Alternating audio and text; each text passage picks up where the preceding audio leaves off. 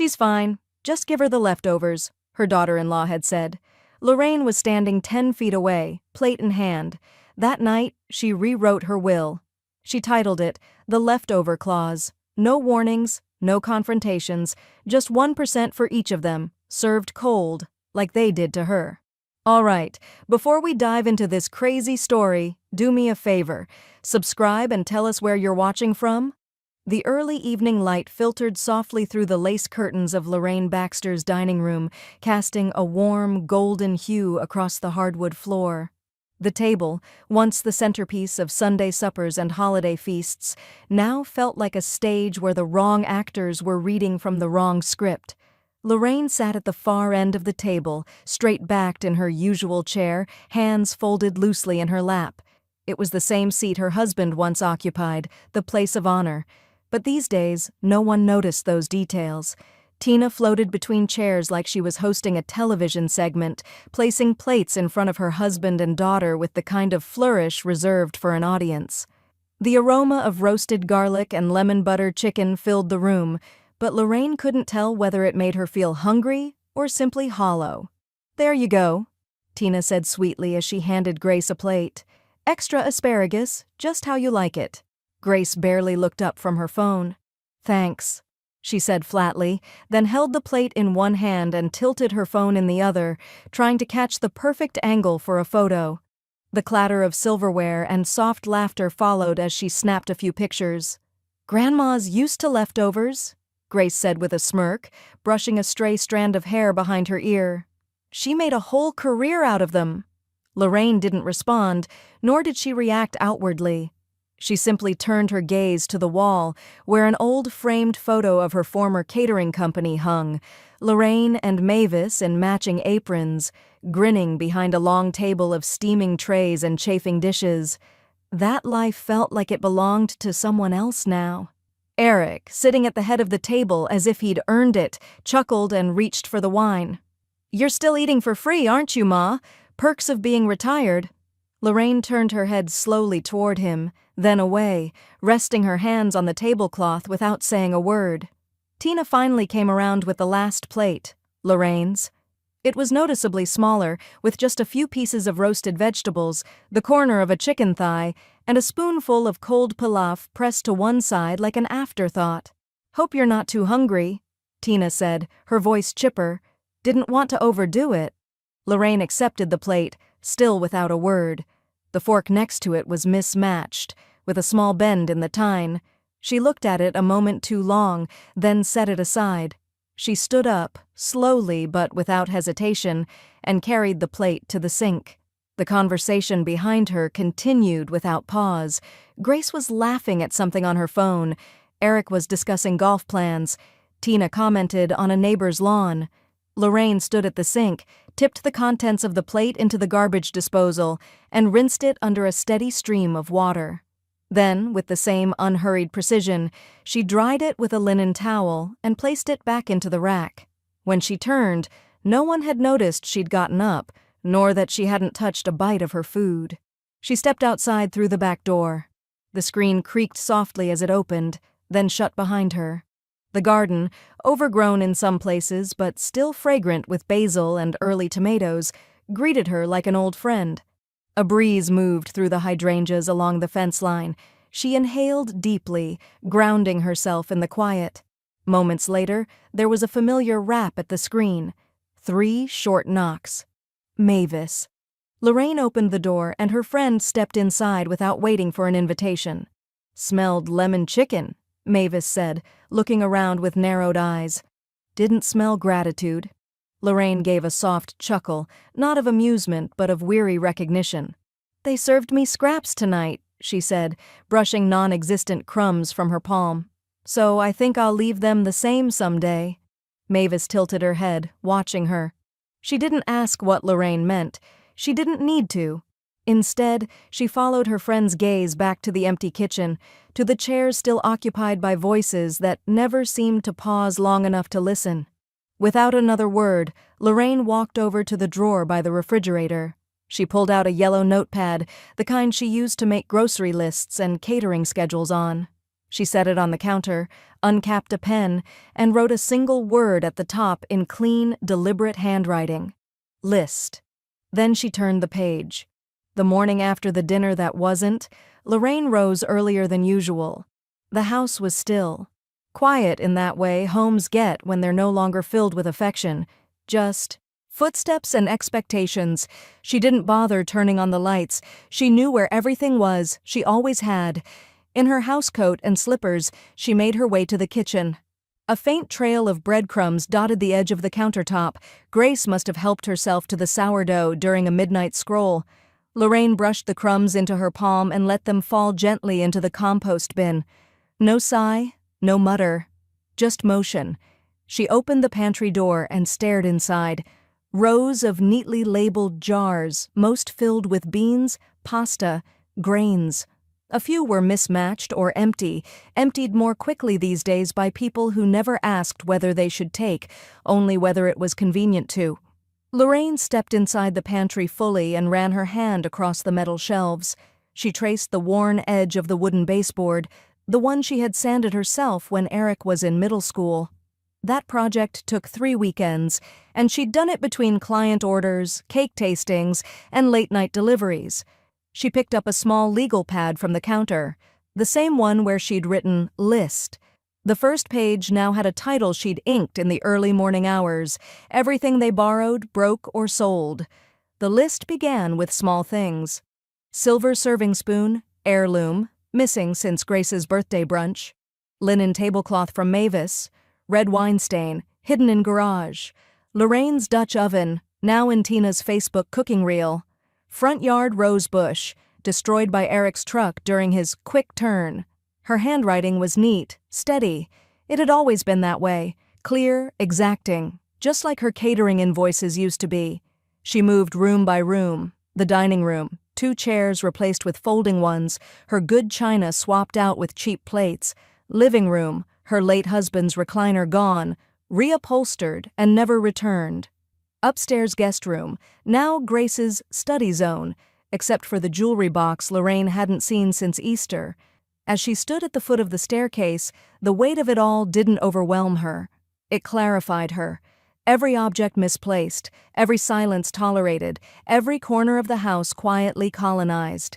Each told a story, and she was done being a footnote in it. By mid-morning, the sun lit the kitchen in long slants of gold. Lorraine poured herself a single cup of black coffee, no cream, no sugar, and sat at the table alone. She reached for her phone, scrolled, and there it was, Tina's latest post, a bright filtered shot of last night's table. The caption read, "Blessed to care for aging family, gratitude, generational love." Lorraine stared at it. No tags, no mention of the plate she hadn't touched, or the chair she'd left cold, just shiny surfaces and empty virtue. She took a screenshot, then created a new folder in her photo album and titled it simply, "Performative." The silence was broken by the back door creaking open. Mavis stepped in, carrying a brown paper bag that smelled faintly of cinnamon. She paused when she saw Lorraine sitting at the table, her coffee untouched, the list pad open beside her. "Inventory day?" Mavis asked gently, setting the bag down and taking her seat like she'd been expected. Lorraine didn't answer right away. She turned a page in the notepad, then glanced at her phone. "I'm calling Neil this afternoon," she said finally. "It's time." Mavis gave a slight nod, but her eyes searched Lorraine's face. "What's your next move?" she asked. Lorraine didn't miss a beat. She picked up her coffee, lifted it slightly like a toast, and said with a calmness that felt deeper than steel, "Dishes first, then dynasty." The ink was barely dry on Lorraine's list when she walked into Pritchard and Tate Legal Services the following afternoon. She wore her best slacks, not because she had to, but because some appointments deserved dignity. Neil Pritchard stood as she entered, offering a warm smile that didn't need to be practiced. "Lorraine," he said, gesturing toward the leather chair across from his desk, "you look like you mean business today." "I do," she replied, lowering herself gently into the seat. "And not the catering kind." Neil nodded and reached for a blank legal form already set at the edge of the desk. His office smelled faintly of cedar and old paper, the way a room should when it held decisions that couldn't be undone. She handed him 2 sheets from her notepad, the same ones that had kept her up past midnight. The first listed personal items, the second held numbers, percentages. "I want a clause added," she said, her voice steady. "Inheritance should reflect what's actually been earned. I've labeled it proportional inheritance based on verifiable acts of care." Neil adjusted his glasses and read it through once, then again, more slowly. When he looked up, his face held the faintest trace of admiration. "Has a bite to it," he said, "and teeth to hold." "I'm done rewarding presents without substance," Lorraine replied, "especially when it's only for..." Show that night, Tina posted a sun-drenched photo of Grace standing on a rooftop somewhere downtown, holding a coffee cup with both hands like it was a newborn bird. The caption read, "Proud of our Grace starting her influencer internship, Hotcher Next Gen Enter PR Queen." Lorraine saw it between lawnmower passes. The grass was long. No one else had offered. She trimmed each row with the same care she once reserved for wedding buffets. The lines were straight, precise, satisfying. She paused only once, wiping sweat from her brow, when a neighbor jogged by and waved. "Still out here doing it all yourself, huh?" Lorraine nodded and waved back, smiling faintly. "No one else seems to know where the mower's kept." Later that week, she made another call. Not to Neil. This time, to a young woman named Darla Simmons, a former culinary student she'd mentored years ago. Darla was now a professional photographer who specialized in food and storytelling. Lorraine invited her to spend 3 days shadowing her, not to stage anything, but to document it as it was. "You want photos of what exactly?" Darla asked over the phone. "My real life," Lorraine said. "Laundry, errands, cooking for one, things no one claps for but still matter." Darla showed up 2 days later with a modest Canon camera and a quiet kind of respect. She didn't direct Lorraine or ask her to smile. She followed her through the farmer's market, into the kitchen, out to the garden. She captured the lines of her hands slicing beets, the steam rising from homemade soup, the quiet pause at dusk when Lorraine stood barefoot in the grass. Mavis came by on the last day, catching the tail end of a shoot in the backyard as Lorraine clipped lavender from the fence line. "She hiring you for a cookbook?" Mavis asked Darla. "No," Lorraine replied, straightening up. "Just making sure someone remembers the truth of it." Mavis tilted her head, watching Darla snap one last photo, the curve of Lorraine's backlit silhouette against the sunsetting hedge. "So this is the real memoir?" Lorraine didn't reply. She didn't need to. The truth was already framed.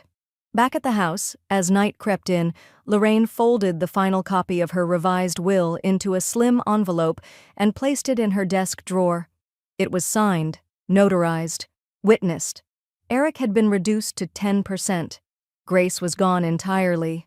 The clause was there, clean, sharp, immutable. She stood by the window as the porch light flickered on. Somewhere inside the house, a door opened and closed, probably Grace looking for a snack. Lorraine didn't turn her head. She just watched the light catch in the glass, casting her own reflection back at her like a confirmation. The first clue came tucked inside a stack of mail Lorraine hadn't yet sorted. Most of it was junk, seasonal flyers, charity asks, the usual. But one envelope stood out. It was thin, printed on glossy cardstock and addressed not to Lorraine Baxter, but to Ms. L. Baxter, prospective resident. The return address was a senior living facility 5 miles east, Rolling Pines Memory and Wellness Center. She opened it slowly, careful not to tear the edge.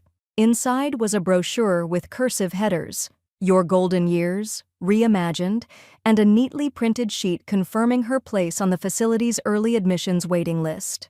Lorraine read the paper twice before setting it down beside her coffee.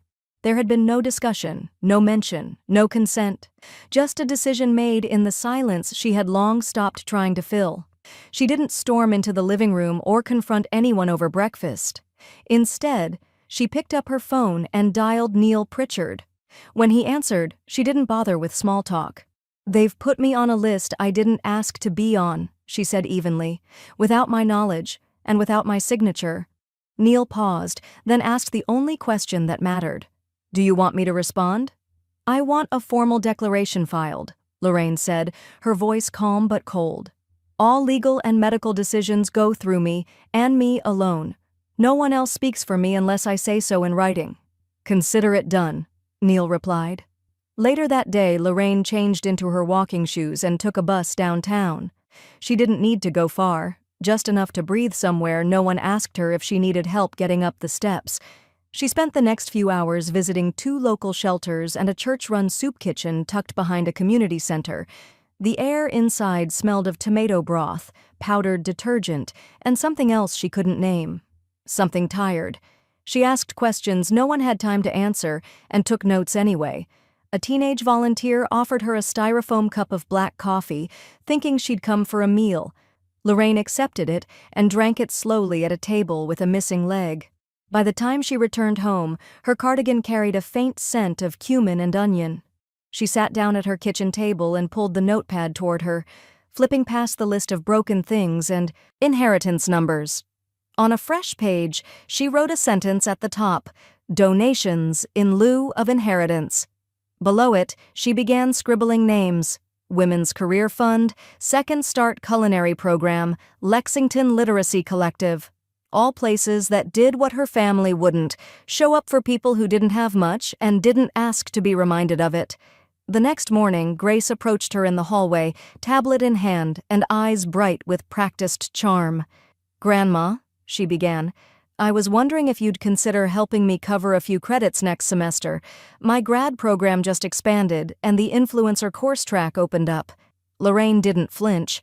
Instead, she walked past her granddaughter, picked up her checkbook from the drawer, and wrote out a single check, neatly, without hesitation. She tore it free and handed it over. Grace looked down at it, blinking. The check wasn't made out to her. It was made out to the Women's Career Fund, with the note, "In honor of Grace Baxter, may someone else earn the chance." Grace opened her mouth to speak, but Lorraine was already walking away. The sound of the printer echoed softly in Neil Pritchard's office, each page emerging with quiet finality. Lorraine sat across from his desk, spine straight, fingers loosely interlaced in her lap. She had worn a charcoal sweater and her good brooch, small, silver, in the shape of a magnolia bloom. It had once belonged to her mother. Neil retrieved the stack from the tray, clipped it together, and handed it to her. "Here it is, final draft, full execution-ready form. The clause is in place exactly as you wrote it." Lorraine adjusted her reading glasses and scanned the pages without rush. Her finger traced the paragraph near the end, its language precise and irrefutable.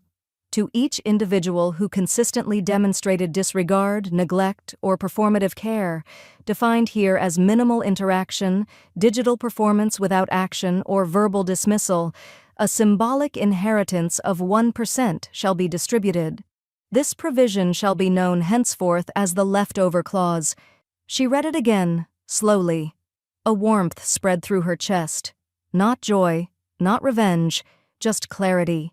Neil cleared his throat. "It'll hold. I've reviewed it 3 times. It's airtight. If challenged, it'll be upheld as intent, and more importantly, as logic." Lorraine signed the bottom of the final page, the pen gliding smoothly across the paper. "Let them try," she said. "They won't win, because this time I used the same tools they did, just better." The legal office was quiet except for the soft ticking of an antique wall clock. Neil watched her as she placed the pen down with care. "You do understand how symbolic this is," he said. "This isn't just about money." Lorraine gave a slight nod. "No, it's not. It's about measure. They handed me scraps, so I left them precisely that." She left Neil's office with a manila folder clutched against her chest like a fragile but finished recipe. The next stop was Mavis's front porch. The old swing creaked as Lorraine sat beside her friend and handed over a copy. Mavis put on her readers, leaned back, and skimmed through the highlighted clause. By the time she finished, her lips were pressed into something halfway between a grin and a whistle. "Well," she said, tapping the paper, "this is poetic." "It's proportional," Lorraine replied. "Poetry just happens to be part of the math." Mavis leaned over and clinked her lemonade glass against Lorraine's. "To leftovers, then." They sat for a while in shared silence, the kind that held both weight and affection. Cicadas buzzed low from the trees, and a mockingbird practiced other birds' songs in the maple above them. That evening, back at home, Lorraine took out her ivory stationery set from the top drawer, the one she used only for condolences and congratulations. She chose 3 envelopes and laid them out neatly. Each one was addressed by hand: Tina, Eric, Grace. Inside each envelope she placed a personal letter, measured, unembellished, truthful. Grace's envelope was heavier. It included a folded photograph, a printed screenshot of the donation receipt made in her name. At the bottom of Lorraine's handwritten note, a single line was underlined in bold ink: "Earn your own influence." "I've chosen to fund impact instead." She sealed each envelope with wax, an old habit from her catering days, back when presentation still meant something. The letters went into the same folder that now held the notarized will. Upstairs, the light from Grace's bedroom flickered behind her closed door, no doubt glowing with the dim reflection of curated posts and filtered ambition. Lorraine didn't knock. The next morning, as Lorraine brewed her coffee, a notification lit up on her phone. Tina had posted again. A photo of Grace standing next to an ivy-covered campus sign, tossing her hair with one hand, holding a faux diploma with the other. The caption read, "Paving the path for future generations, building real wealth, one strong woman at a time. Legacy makers and generational wealth." Lorraine stared at the screen, her thumb hovering just above the phone. Then she took a screenshot and filed it in the same album as all the others. Performative. She set her phone down, sipped her coffee, and glanced at the neatly sealed folder beside her. Lorraine was halfway through pruning the lavender when her phone buzzed. She didn't rush to check it. These days, urgency was a currency she no longer traded in. It was only after she'd swept the trimmings into the compost and washed her hands that she glanced at the screen. There it was, a new tag from Grace on a social platform Lorraine didn't even use. She clicked through anyway. A video played automatically. It opened with soft piano music and golden hour footage of the Baxter home exterior. Then, shots of Lorraine at the stove, apron tied around her waist, carefully ladling soup into a bowl. A close-up of her hands folding linens. A slow zoom on her profile as she read in her chair by the window. Over the montage, Grace's voice narrated in syrupy tones. "This is my legacy, the strong women I come from, the roots beneath my ambition, 3 generations of grace, resilience, and quiet power." Lorraine watched, silent, as her own image was used to sell something she hadn't consented to, an aesthetic of reverence masking years of disregard. The final frame was Grace's face, full of staged sincerity, with the caption, #LegacyMakers, #MyGrandmother, My Foundation, #family. First Lorraine closed the app, then reopened it. Watched the video again, slower. She opened her laptop and clicked through to the website of the Digital Identity Defense Coalition, a nonprofit Mavis had once mentioned over lunch when a neighbor's grandson used his grandmother's photo for a shoe ad without permission. Within 15 minutes, Lorraine had filled out the necessary takedown form, attached the video link, and cited her state's statute on unauthorized commercial use of digital likeness. She wrote in the comments, "No consent was given. Image and voice were used to create a monetized narrative that does not reflect the subject's lived experience." She clicked Submit. By the following afternoon, the video had vanished from Grace's page. Tina's message arrived not long after. A rushed, breathless paragraph sent via text. "Lorraine, this is spiraling. Grace's internship brand is fragile. She has followers watching. You could have just asked her to remove it. This hurts her future. Please reconsider." Lorraine stared at the message, unmoved. She didn't reply. She didn't need to. Instead, she opened her notebook and flipped to the back. On a blank page, she wrote the title, "The Invisible Years." Under it, she outlined 5 talking points: what it feels like to be essential, then ignored; how families curate stories without truth; the economics of gratitude that costs nothing; the theft of elder dignity under the guise of branding; the choice to fund legacy without participating in its fiction. That weekend, Lorraine emailed a finished op-ed to the Lexington Observer, attaching a recent photo Darla had taken, one where Lorraine stood in her garden, sleeves rolled up, hands in the dirt. The subject line was simple: submission, on being seen too late. It was published online 2 days later. By the end of the week, it had over 12,000 local shares. Comments poured in. "This made me call my mother. I feel ashamed and grateful. Thank you. More of this, more honesty." Tina didn't post anything for 3 days. Grace deactivated her comments. Lorraine didn't bother checking in. Mavis arrived one morning with a basket of scones and 2 steaming travel mugs. "Your phone blowing up?" she asked, setting the basket down. Lorraine smirked. "Some people don't recognize a mirror until it speaks." Mavis lifted her cup. "Now that's the kind of leftovers that feed truth." Lorraine clinked her mug softly against her friend's. "No garnish needed." They sat outside as the sun filtered through the porch lattice, casting crisscrossed shadows on the floorboards like invisible fences, slowly disappearing.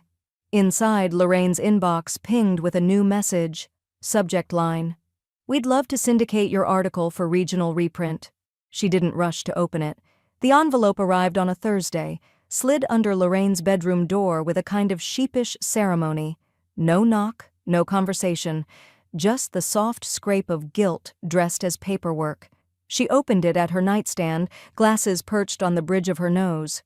Inside, printed on thick letterhead with Eric's law firm watermark, was a draft labeled Family Asset Protection and Distribution Understanding. It was peppered with phrases like streamline inheritance, minimize confusion, and mutual familial clarity. Beneath the legal fluff was the intent: sign here, and we all get a cleaner slice of your life. Lorraine folded it once, then again, and slid it back into the envelope. She didn't rip it. She didn't respond. Not yet. Instead, she moved quietly through the house the next morning, stepping into the guest room with a pad of paper and a pencil. The room still bore traces of Grace's stay last summer: a neon ring light in the corner, a pile of unread PR textbooks, a floral throw blanket never once folded. She sat on the edge of the bed and looked around. The dresser held her mother's hand mirror, one of the few heirlooms she hadn't locked away. She made a list of everything in the room: the mirror, 2 embroidered pillowcases from her wedding chest, the teak rocking chair that had once lived in the nursery. By mid-afternoon, she'd packed a box. By evening, she'd made 3 more. The next morning, a driver from the local historical society came to collect her donations. Lorraine handed over receipts and kept copies for her files. When asked if she wanted them displayed under her family's name, she shook her head. "No," she said. "They don't know what these items mean. Let someone who understands carry their stories forward." The next stop was Neil's office again. No folder this time, just a single document to amend. She handed him a printed form and pointed to the section labeled Medical Power of Attorney. "I want it updated," she said, voice calm but resolved. "No family, not Eric, not Grace, not Tina." Neil raised an eyebrow, but didn't ask. He filled out the amendment silently. "Do you want to assign someone else?" he asked. "I already have," Lorraine replied. "Mavis. She has my trust, and more importantly, my sense of humor." They both chuckled softly. It was the kind of laughter that came not from relief but from release. The following day, Lorraine stood in the hallway and looked at the guest room one last time. Empty now, clean, white, impersonal. Like a blank page no one in her family would be allowed to write on again. She picked up the phone and called Sunbeam Cleaning Services. "I'd like a full deep clean. Windows, floors, baseboards, and bring the lavender disinfectant," she added with a smile. "The one that smells like it's trying too hard." The woman on the other end chuckled. "We can do that. First available is Friday morning." Lorraine glanced at the calendar and circled the date. Perfect. When the team arrived, 3 women in matching aprons and bright yellow gloves, Grace passed them in the hallway, earbuds in, half aware, and muttered, "Didn't know we were hosting strangers." Lorraine didn't flinch. "They're not strangers," she said. "They were invited." That evening, she hosted her own dinner. The table was beautifully set, white linen, polished silver, cloth napkins folded in crisp triangles. The dining room was filled with warm conversation, clinking glasses, and easy laughter. There were 7 guests, all seated comfortably: a librarian, a retired nurse, the local mail carrier, 2 former students, a widow from her book club, and Mavis at the head like a quiet sentinel. There were no cameras, no hashtags, no second servings for people who didn't show up the first time. Lorraine raised a glass of sparkling cider. "To real company," she said, "and rooms that remember who opened them." The scent of grilling meat floated lazily through the backyard, mingling with the sharpness of citronella and freshly cut grass. Folding chairs had been scattered unevenly across the lawn like an afterthought, most arranged in a semicircle facing the patio table, which held trays of overdone burgers and grocery store potato salad, still in its plastic tubs. A Bluetooth speaker buzzed faintly with a country playlist someone had queued but hadn't cared to curate. Lorraine arrived on time. She wore a soft blue blouse, linen slacks, and her polished sandals. A wide-brimmed straw hat shaded her eyes, though not her expression. Eric greeted her with a distracted wave from the grill, tongs in hand, beer tucked under his elbow. "There's a seat for you somewhere, Ma," he called without turning fully around. "Think Tina set one up near the garden." Lorraine scanned the yard. The main table was full: Grace, Tina, 2 neighbors, and someone's friend from work. All seated, all chatting. Her seat was indeed near the garden.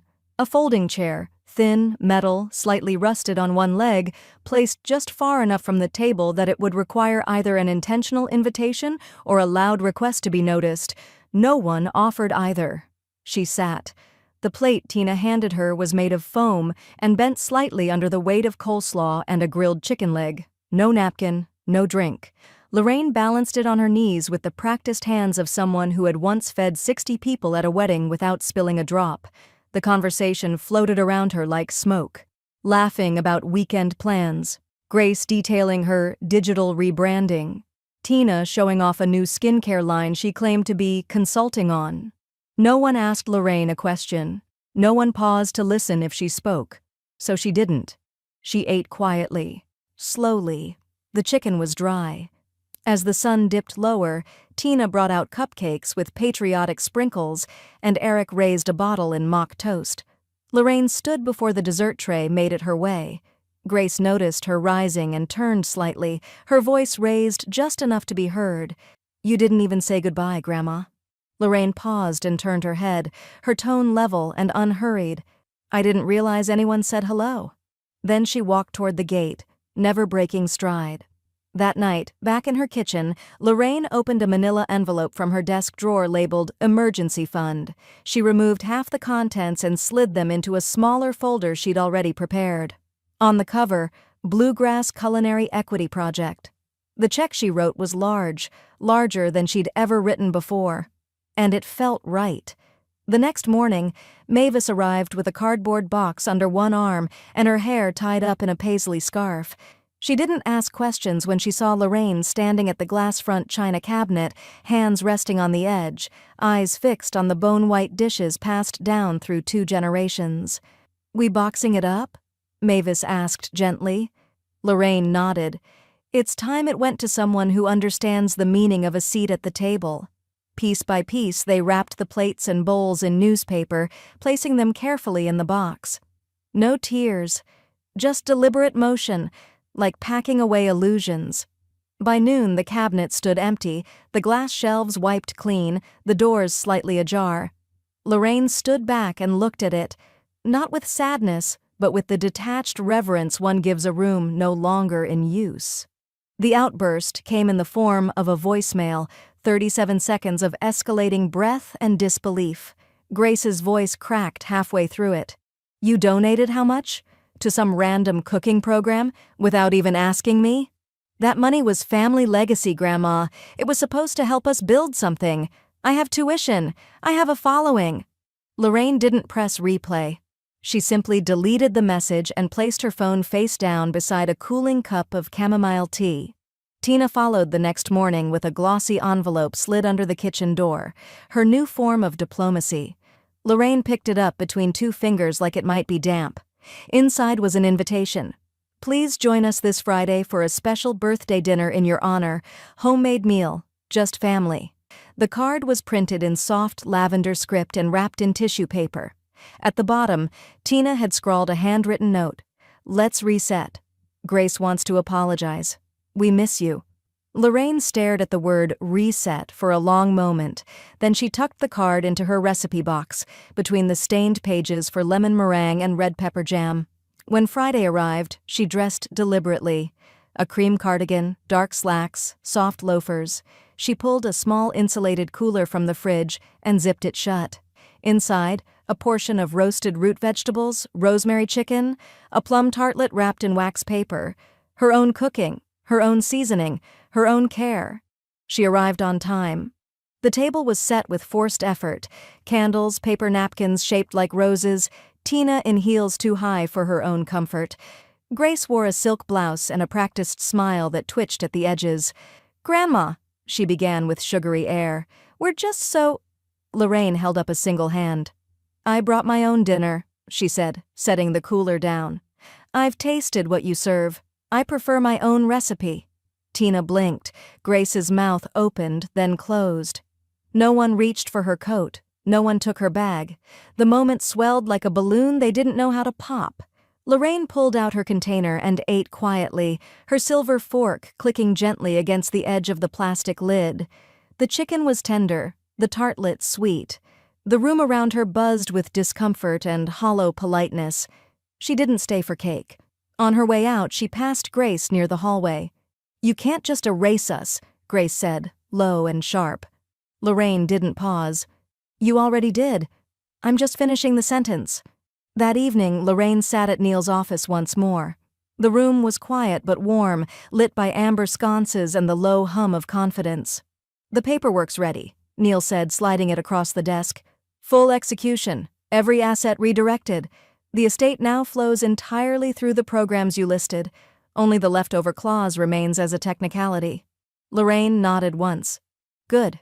She signed slowly, precisely. Her hand didn't shake. As she handed the pen back, Neil leaned back in his chair and studied her face. "You sure you don't want to leave anything for them?" he asked, not with judgment but curiosity. Lorraine tilted her head, her voice as cool as a cellar. "They left me nothing for years. I'm just matching tone." Later, as she returned home, Mavis was waiting on the porch with a bottle of elderflower cordial and a grin already forming. "Well?" she asked, as Lorraine settled beside her. Her Lorraine exhaled deeply. "It's done." Mavis passed her a glass and clinked lightly. "You served it cold," she said. "Just right." They sat in silence as the porch light flickered on above them, and the neighborhood slipped into a hush. Somewhere down the street, a wind chime whispered. The rain had passed by mid-morning, leaving the air clean and the sidewalk dappled with soft reflections. Lorraine sat at the kitchen table, a cedar box open in front of her. Not a jewelry box. This one was wider, heavier. It had belonged to her late husband, once used to hold invoices and contracts for his landscaping business.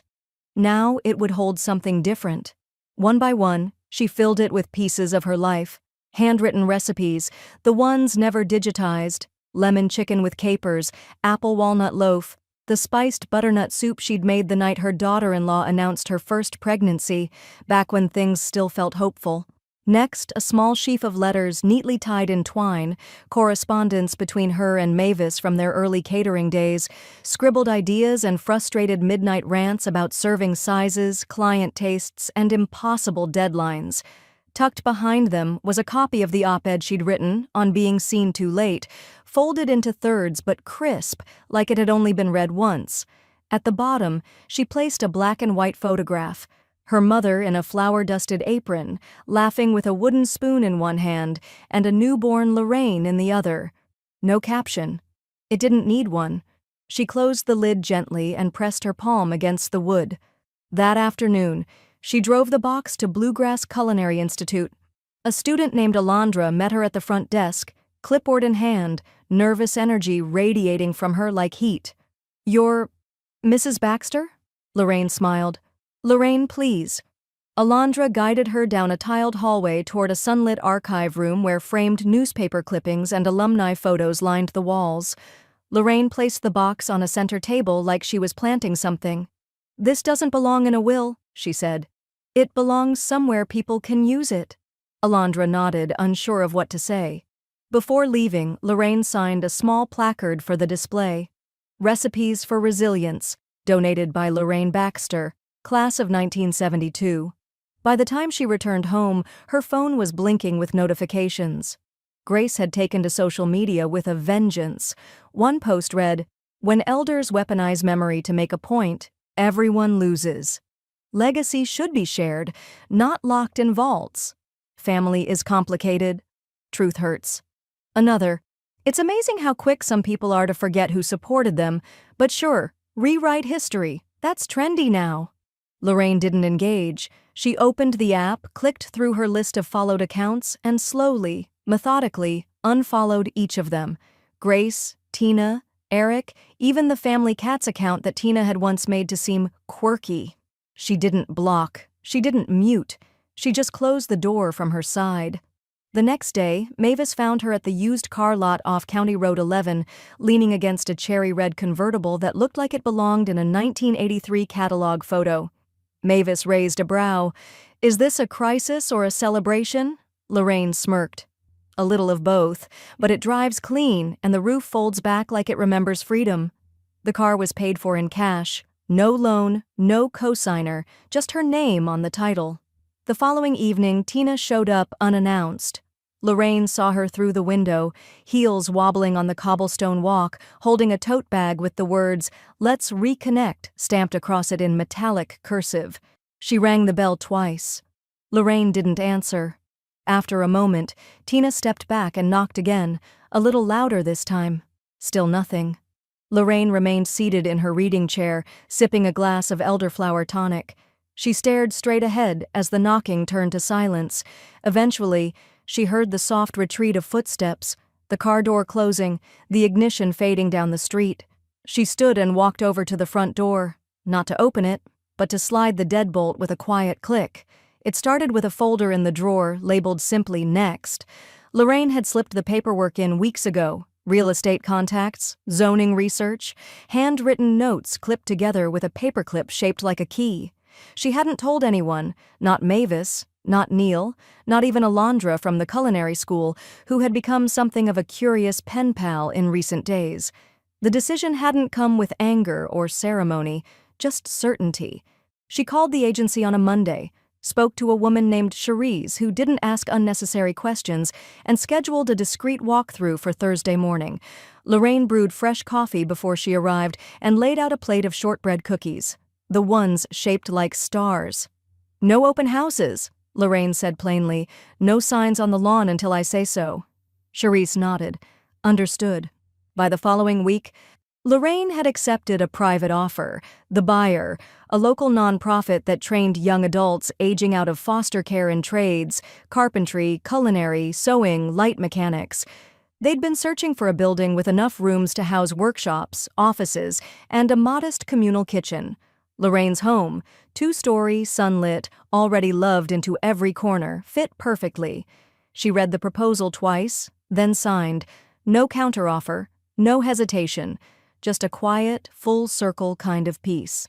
The first time Eric saw the "For Sale, Under Contract" sign, he was stuck behind a landscaping truck 3 houses down.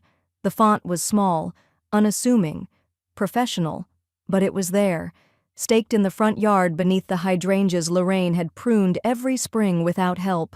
He pulled over, hard, tires bumping the curb, and stared. For a long time he didn't even get out, just sat gripping the steering wheel, watching his mother's house transform into something no longer his to assume. His call came in just after 6 that evening. Lorraine didn't answer.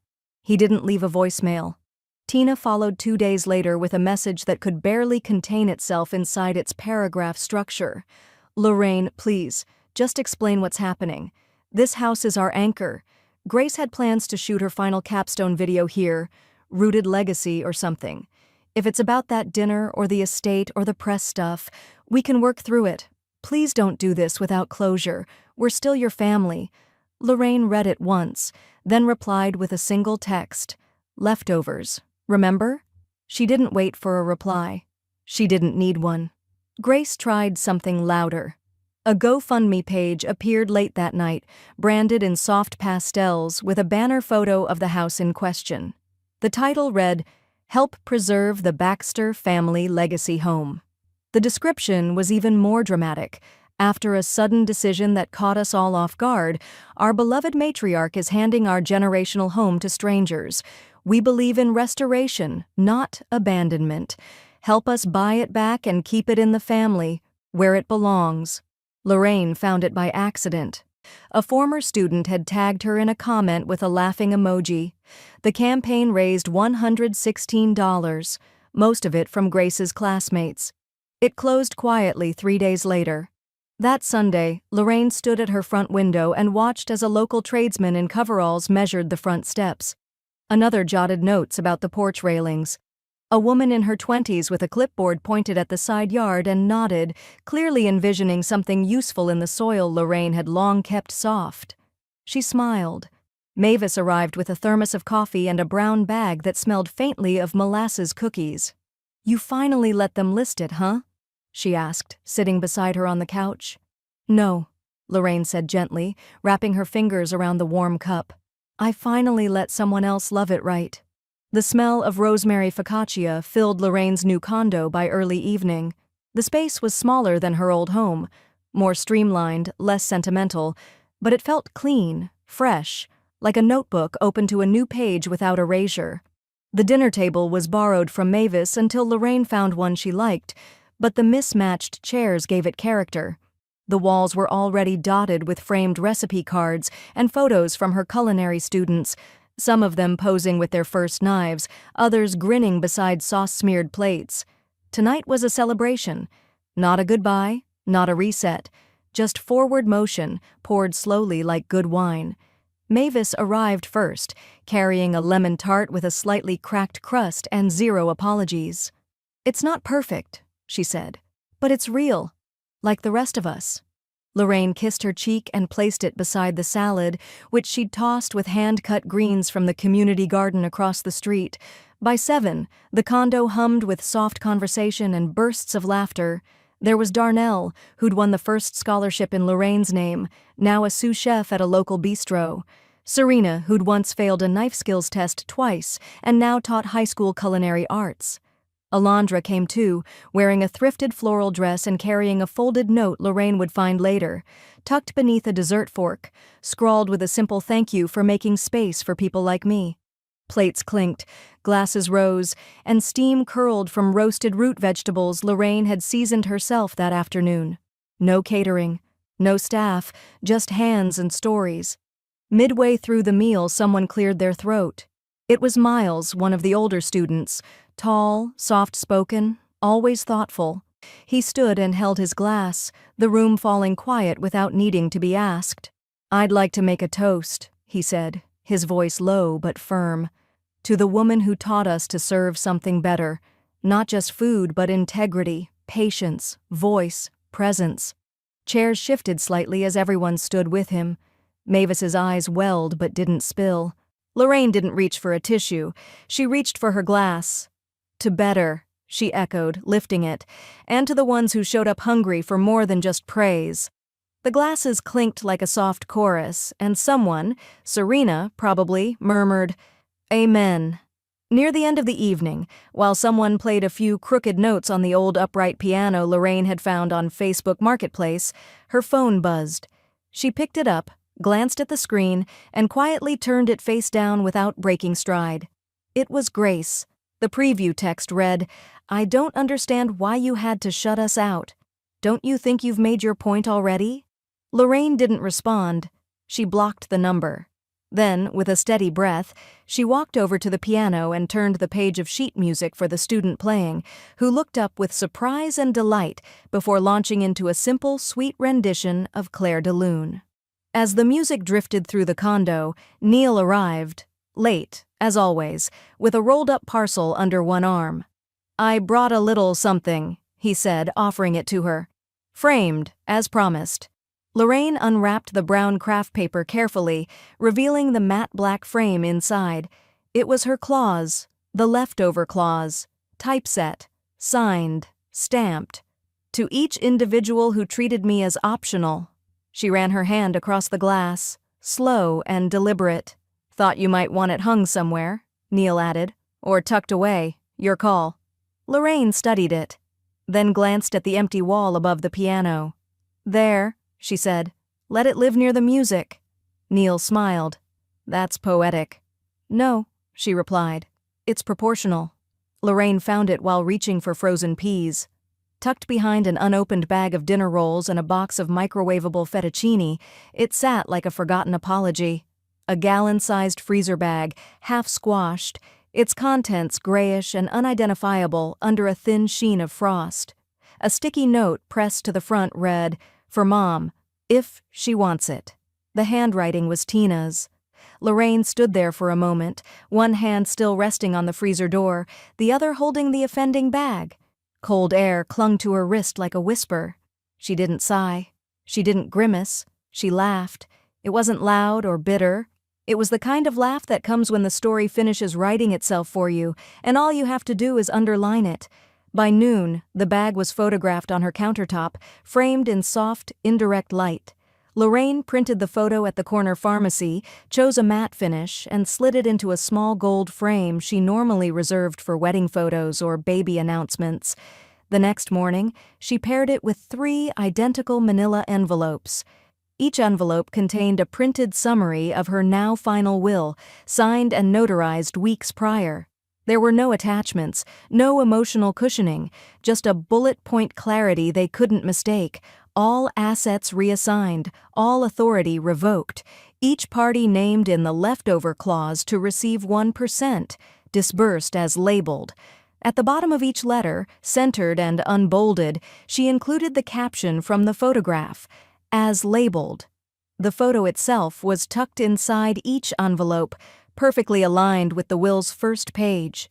Later that afternoon, Lorraine walked to the corner mailbox with her oversized sunglasses on and a cashmere scarf wrapped loose around her neck. She dropped the envelopes in one by one, slow as coins, into a wishing well. Then she walked home through maple-lined streets, stopping to admire a neighbor's rose trellis and letting her fingertips brush the petals like punctuation. When she returned, Mavis was already at the table with 2 lemon bars and a rolled newspaper. "Guess what made the regional alumni newsletter?" Mavis said, waving the paper. But Lorraine was already grinning. "Let me show you something first." She walked to the mantel and returned with the framed photo, handing it to her friend with both hands. Mavis adjusted her glasses, squinted, and blinked. Is that a freezer bag?" "Mm-hmm." "And the note says, 'Oh my Lord.'" Lorraine nodded, calm as rain. "It's the most honest thing Tina's ever left me." Mavis snorted, then cackled, then laughed so hard she had to brace herself against the counter. She wiped at her eyes. "You framed it?" "I framed it. And I mailed it. To all 3 of them." Mavis looked at the picture again, now with something like reverence. "That's the new family portrait." Lorraine poured them both a cup of chamomile, steady hands over antique cups that had once belonged to her grandmother. She set the sugar out, even though Mavis always skipped it. By evening, Lorraine updated her obituary draft. She kept it short. Just the basics. Name, date of birth, education, culinary career highlights. Then, in the final sentence, she added one last line. "Survived betrayal. Passed on better." She saved the file and backed it up to a flash drive labeled simply Finale. Outside, dusk crawled up the windows. Inside, Lorraine stretched her legs, turned the lights down low, and let the silence settle like the last satisfied breath after a full meal. The legal clerk at the courthouse didn't even blink when Lorraine handed her the file. "Adult adoption," she said, offering a thin smile as she reviewed the documents. "We don't see many of these, but we do see the good ones." Lorraine nodded, steady. "This one's a good one." Outside, Alondra waited under the courthouse archway, nervously adjusting the sleeve of her thrifted linen blazer. Her hair was up for once, a small barrette tucked behind her ear, and she clutched a pastry box like a shield. Did it go through? She asked, voice caught between hope and disbelief. Lorraine lifted the stamped copy of the order. Effective today. You're mine now, on paper at least. Alondra opened her mouth but nothing came. Instead, she handed over the box. Inside, 2 eclairs dusted with cocoa and a slip of paper folded like a wish. Lorraine glanced at the note. It read, "Thanks for seeing the best in leftovers." By the time they returned to the condo, Mavis had already rearranged the dining table with her usual flair, napkins tied with kitchen twine, a mason jar of daisies at the center, and a bottle of sparkling juice chilling on ice. "You two missed my speech," she scolded gently. "I was going to say something about stubbornness and legacy and crème brûlée." "You can still say it," Lorraine offered, removing her coat. "Nope, I ate the brûlée and forgot the rest," Mavis said with a wink. After dinner, Lorraine opened her laptop one last time to revise the trust document. Neil had left it editable under one condition, that she not ask his opinion about what came next. She didn't. She typed slowly, carefully, eyes clear and hand unwavering. All residual estate to be directed toward the Lorraine Baxter Mentorship Fund. Trustee, Alondra P. Rivera, legally adopted daughter, symbolic and named heir. There were no carve-outs, no compromises, no footnotes with conditions. Lorraine uploaded the update, encrypted the file, and closed the laptop with finality. That night, a voicemail arrived. It was Grace. Her voice trembled, coiled somewhere between panic and fury. "You ruined us. You really did it. Do you even know what you've done? We're nothing now. We have nothing." Lorraine sat with it for a moment, then deleted the message without replying. But as she stood to wash her teacup, she said aloud, more to the quiet than to herself, "No, Grace, I just stopped funding the ruin." The next morning, Lorraine visited a small jewelry boutique run by a retired silversmith who'd once catered a wedding she'd organized. The store smelled like wood polish and time. She chose 2 bracelets, simple silver cuffs engraved with the word rooted on the inside, one for herself, one for Alondra. The older woman behind the counter wrapped them in velvet pouches. "Mother-daughter gift?" Lorraine smiled softly. "You could say that." Later that week, while planting rosemary in the community garden, Mavis crouched beside her, brushing dirt from her gloves. "You didn't just cut ties," she said. "You built something new, one plate at a time." Lorraine paused, pressing the soil firm around the roots. "I suppose that's all I've ever done." "Still," Mavis added, "takes guts to write your own family recipe." Lorraine stood, brushing soil from her knees. "Takes more to cook it without apology." As the sun dipped behind the trellis, Alondra arrived with 2 coffees, and the kind of smile you give only when something finally fits. She handed 1 cup to Lorraine, glanced at the soil, and asked, "Room for another row?" Lorraine gestured toward the empty bed beside her. "Always." The stage wasn't grand. Just the staff room of the Bluegrass Culinary Institute, dressed up with fairy lights and borrowed linens. The air held a hum of anticipation, soft and kind. Folding chairs had been arranged in clean rows, mismatched but aligned, facing a makeshift podium constructed from 2 butcher blocks and a covered crate of seasonal squash. Lorraine stood behind it now, a small stack of note cards in her hand, though she hadn't looked at them once. Her hair was tucked back in a simple twist, and the engraved bracelet on her wrist glinted faintly under the warm overhead lights. The room quieted as she took a breath. "When I was younger," she began, her voice calm but carrying, "I thought legacy meant leftovers." A few heads tilted in curiosity. "I thought it meant saving the best parts for others, holding back enough of yourself to pass down later, but I've learned something different." She paused, letting her eyes settle gently on the faces before her, former students, donors, kitchen staff, neighbors who'd dropped off zucchini during planting season, people who had shown up not out of obligation, but choice. "Leftovers," she said slowly, "are only for those who leave people behind." The silence that followed wasn't empty, it was reverent. "Tonight," she continued, "isn't about what I've saved. It's about what I've served, while it was hot, while it was mine, while it still had flavor." Then she smiled. "Thank you for eating with me." She stepped back. And the room stood. Every chair scraped against the floor in near unison as applause broke out, steady at first, then swelling like rising bread. Mavis wiped a tear with the corner of a cloth napkin. Alondra beamed through her palms, as if holding the moment in place. No media covered the speech, no family lingered at the back. Though Eric had tried. He'd sent a clipped email to the Institute director asking to attend as a witness to growth and gratitude. Tina had drafted a blog post filled with subtle jabs and self-congratulatory nostalgia. How my mother's traditions inspired my wellness journey. Neither received traction. Neither received a seat. Grace, meanwhile, had filed a motion to pause the fund distribution, but it had been thrown out within hours. Her name carried no weight now, only debt. With no trust disbursement, no inheritance, and no sponsor, she packed her things and moved into a shared basement unit in the suburbs. Not Lorraine's suburb, someplace colder, undefended, forgettable. That night, back in her condo, Lorraine returned to the small desk in her bedroom. She opened her final journal, leather-bound, thick with intention, and turned to the back page. Her pen hovered for a moment, then moved without hesitation. Served, sealed, silent. She closed the cover.